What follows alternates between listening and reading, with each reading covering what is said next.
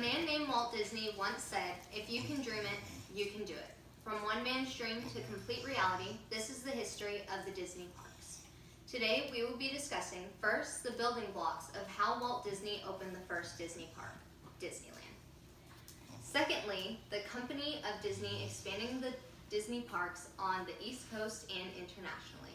And lastly, how the Disney parks have flourished through opening sister parks, new rides, and refurbishing older rides.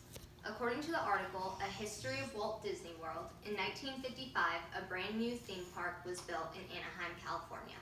This park was the idea of Walt Disney and became known as Disneyland. At the time, it was one of the biggest and most innovative parks in the world. The ideals behind Disneyland was that Disney could create a place where both kids and adults could go to have fun. From the time of opening, Disneyland was an immediate success. The building blocks of how Walt Disney opened the first Disney park, Disneyland. In July of 1953, Walt Disney asked Harrison Price to find the best location for a new type of theme park, made with a single entrance, hidden from streets nearby, and with custom rides that put storytelling ahead of thrills. According to the article, A Short History of Disneyland, Price analyzed 40 years of population data to determine that the best available 160-acre site in the Los Angeles area with interstate highway access would be in Anaheim. Walt's brother and business partner, Roy Disney, then hired C.V. Wood to build the park.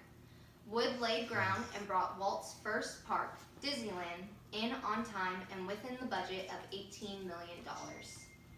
Walt Disney opened Disneyland on July 17, 1955, with a 90-minute live broadcast on ABC Television Network featuring the future U.S. President Ronald Reagan as one of the three hosts for the broadcast.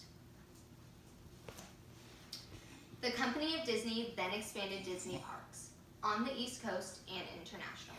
In the mid-1960s, Walt Disney had a new dream: to open another park in Florida based on the concept he started in Disneyland. In October of 1971, his dream became a reality when Disney World opened in Lake Buena Vista, Florida. Sadly, Walt passed away in 1966 and never got the chance to see the park himself. The original idea was to create a new park like Disneyland, but enhanced with lodging areas and other innovative ideas. According to the article, A History of Walt Disney World, Disney World has become one of the most popular destinations for tourists in the world. In fact, the Magic Kingdom, which is at the heart of Disney World, is the most popular theme park in the world, with nearly 17 million visitors going through the park on an annual basis. On December 3, 1980, Tokyo Disneyland held a groundbreaking ceremony, and in January of 1981, the construction of Tokyo Disneyland began. After a long 3 years, Tokyo Disneyland opened on April 15, 1983. According to the article, Opening of Tokyo Disneyland, the main entrance gates were opened, and approximately 3,000 guests who had been waiting for the opening entered the park.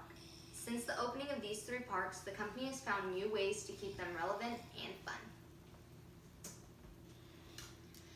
How the Disney parks have flourished through opening sister parks, new rides, and refurbishing old rides. Sister Park Epcot, which stands for Experimental Prototype Community of Tomorrow, was the first of the sister parks to open in 1982 at Disney World. According to the article, A History of Walt Disney World, this area, known as Epcot, was to be an area that served as a testing ground for ideas which could be used in cities in the future.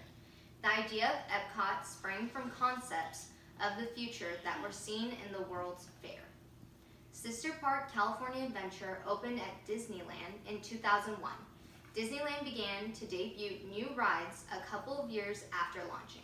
The Pirates of the Caribbean ride opened in 1967, and the Haunted Mansion opened in 1969. These two attractions would become the stars of Walt Disney World theme parks. The Twilight Zone Tower of Terror opened in 1994, and It's Tough to Be a Bug opened in 1998 at Disney World Magic Kingdom.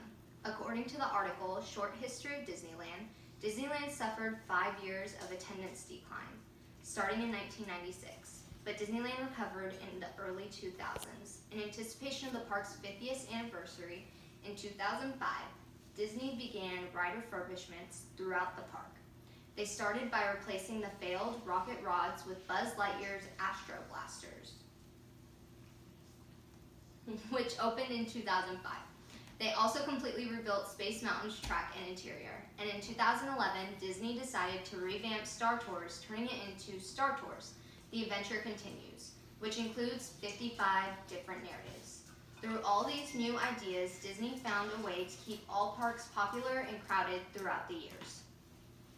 From one man's dream to complete reality, that is the history of Disney parks, starting with the building blocks of how Walt Disney built the first Disney park, Disneyland, to the company of Disney then expanding the Disney parks on the East Coast and internationally, ending with how the Disney parks have flourished through opening sister parks, new rides, and refurbishing old ones.